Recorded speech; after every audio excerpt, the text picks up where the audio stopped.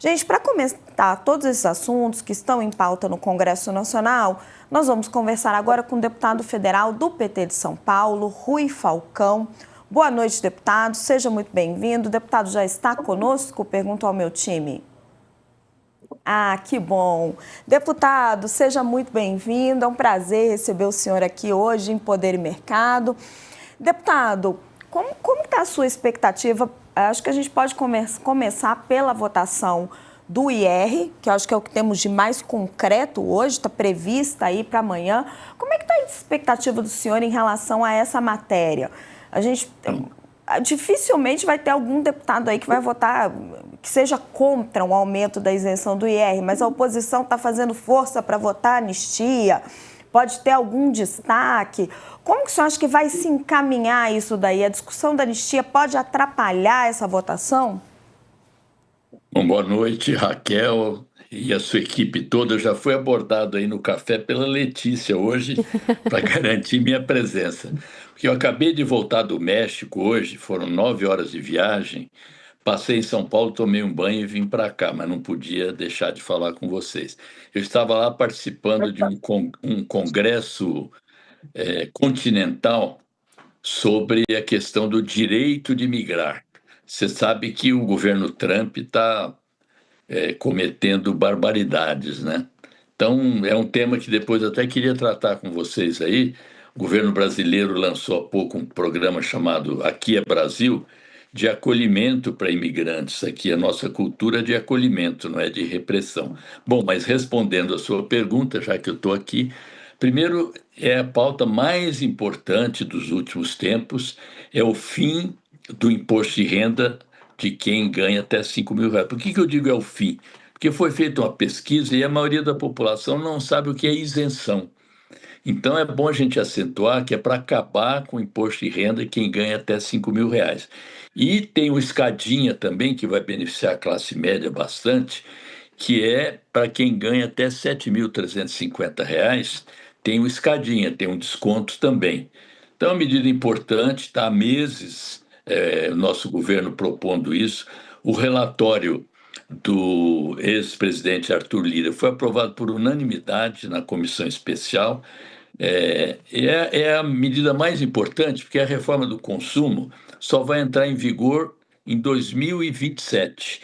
E a do imposto de renda é já o ano que vem, com benefícios, não para o governo. Ah, isso é bom para o governo, é bom para a população brasileira, que, aliás, nós temos um histórico bastante diferente de como era o imposto de renda no passado, que tinha alíquotas maiores, uma taxação maior, que é o que a população está mais bem informada.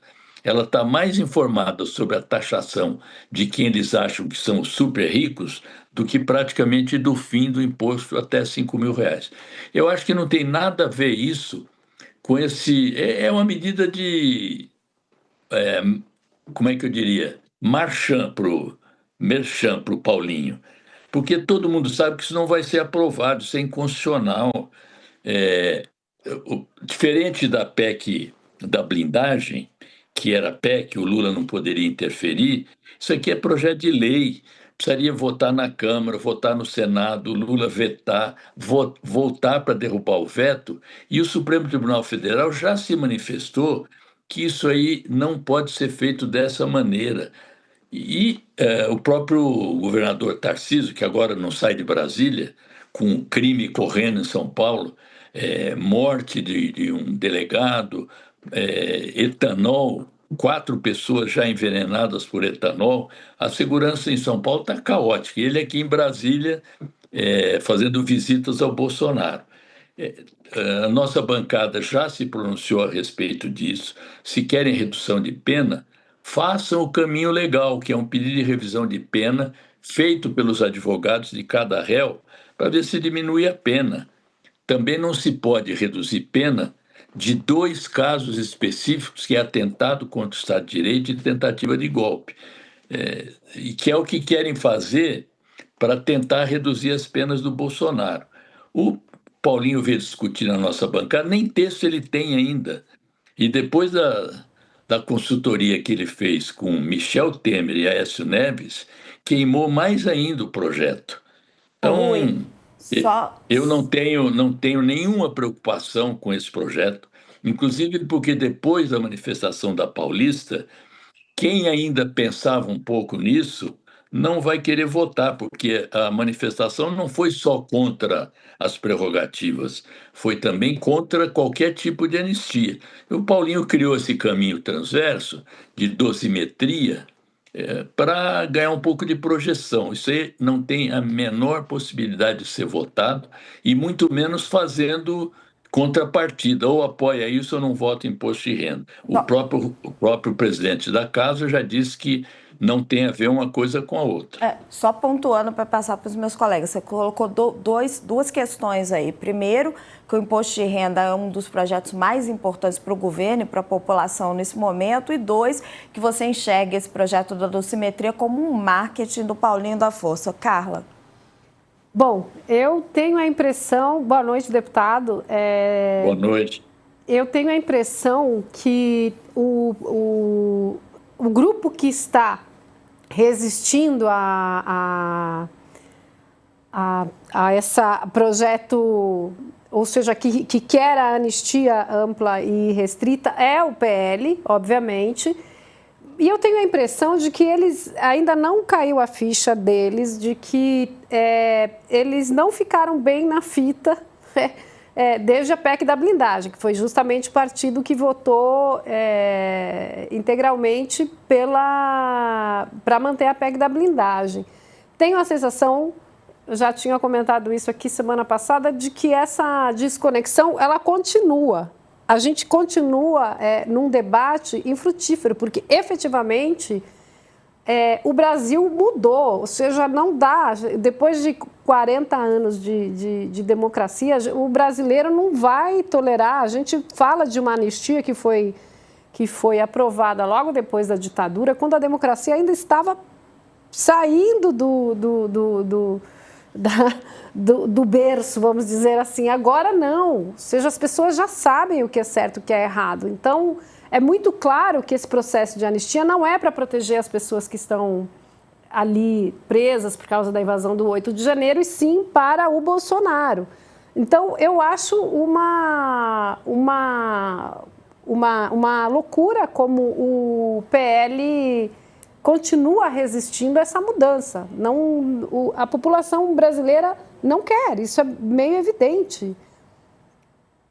Se me permite, Carla, inclusive o presidente Lula, vetou pontos daquele projeto que pretendia aliviar a lei da ficha limpa, reduzir os prazos de ineligibilidade. O presidente Lula vetou, porque ele está sintonizado com o que a população está achando dessas questões. E você tem razão, o pessoal deve estar avaliando bem o que ocorreu no Brasil, aqui em São Paulo, na Avenida Paulista, no país inteiro, um repúdio a esse tipo de jeitinho que a população parece não querer mais.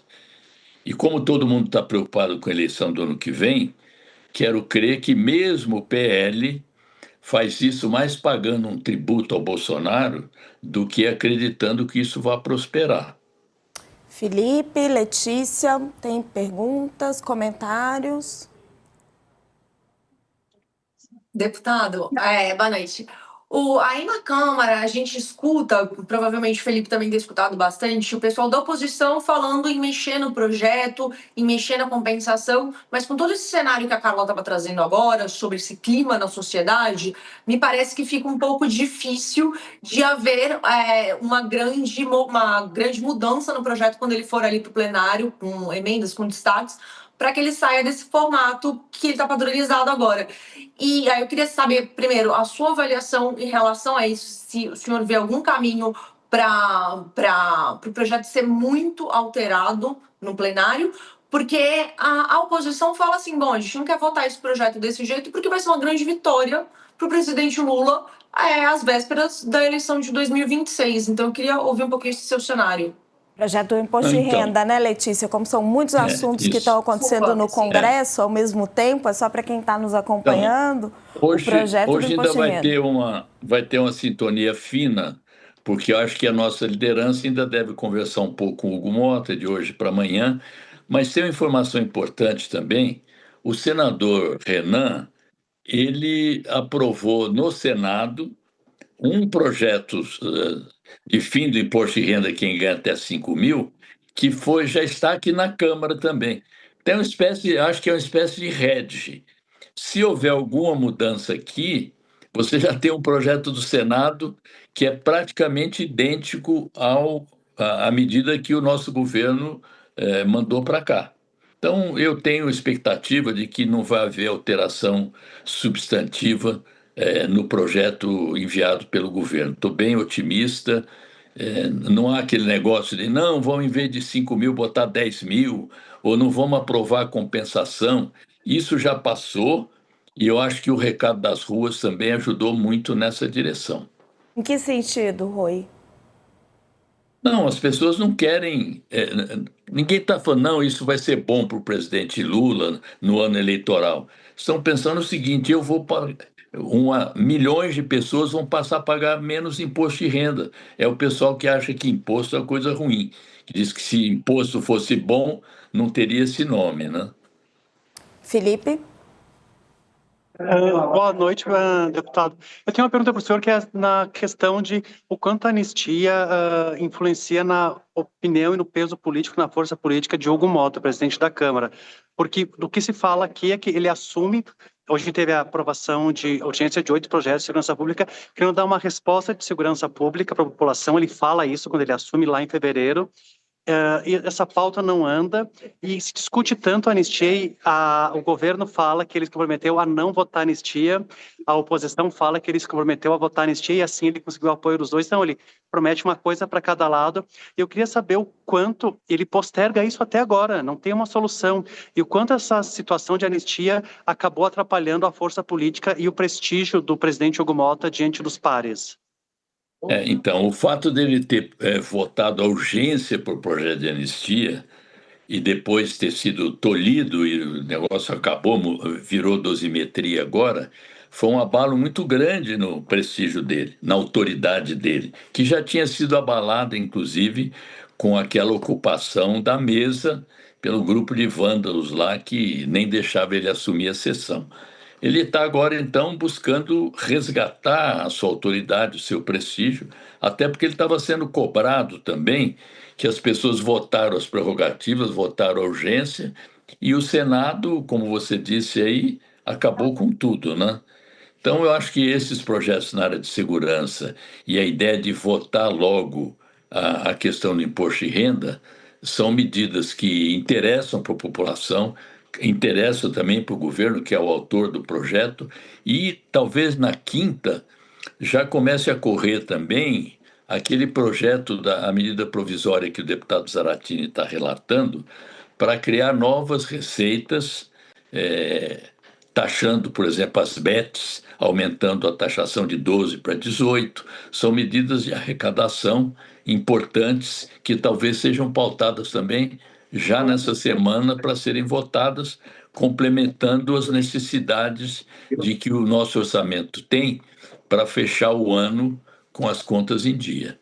Oi, eu queria terminar a nossa conversa aqui discutindo um pouco a questão do Eduardo Bolsonaro.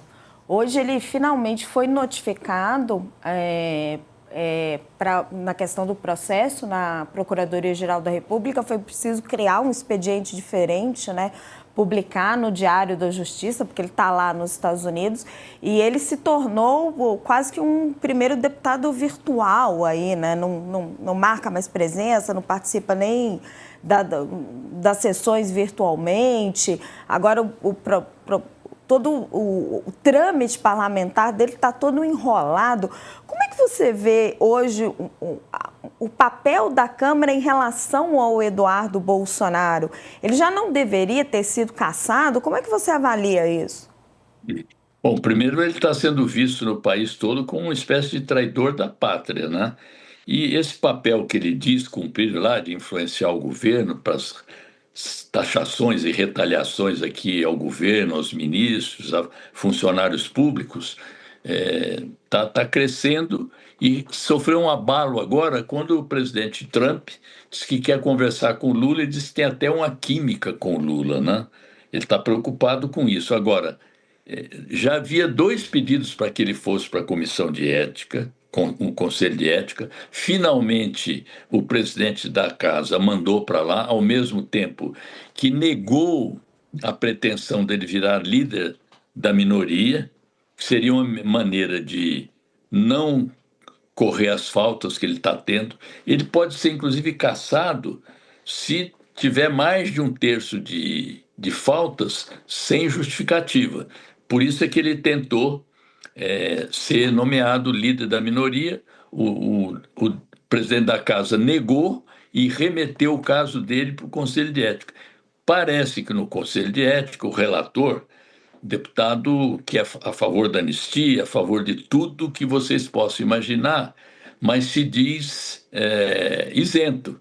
Eu quero crer que o relator, se tiver isenção mesmo, vai propor a cassação dele pelo comportamento que ele vem tendo e também por não participar das sessões, por estar faltando sem justificativa.